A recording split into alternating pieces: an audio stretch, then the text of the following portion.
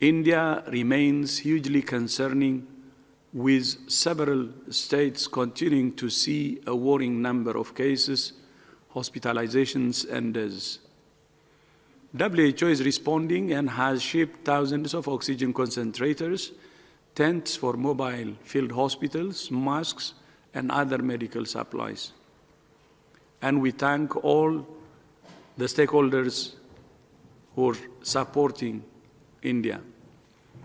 But it's not only India that has emergency needs.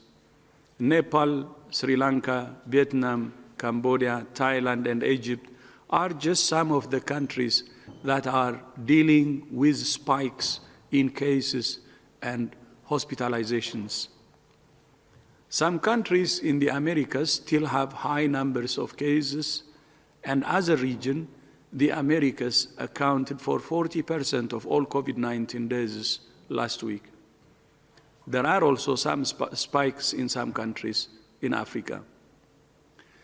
These countries are in heightened response mode, and WHO will continue to provide support in all ways possible. COVID-19 has already cost more than 3.3 million lives, and we're on track for the second year of this pandemic to be far more deadly than the first. Saving lives and livelihoods with a combination of public health measures and vaccination, not one or the other, is the only way out of the pandemic. Vaccine supply remains a key challenge, but this week I have been pleased to see leaders and manufacturers working to address some of these issues. First, there have been a number of new country announcements about sharing vaccines with COVAX, which is the fastest way to ensure equitable rollout of vaccines. Second, new deals involving tech transfer and sharing of know-how between international manufacturers to scale up vaccine production has been announced. And third, leaders, including the Prime Minister of Spain, Pedro Sánchez, have called for all trade barriers to be lifted as soon as possible. Muchas gracias.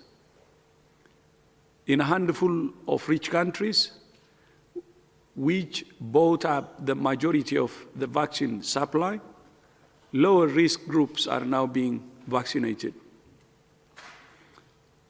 I understand why some countries want to vaccinate their children and adolescents, but right now, I urge them to reconsider and to instead donate vaccines to COVAX. Because in low and lower middle income countries, vaccine supply has not been enough to even immunize health and care workers, and hospitals are being inundated with people that need life-saving care urgently.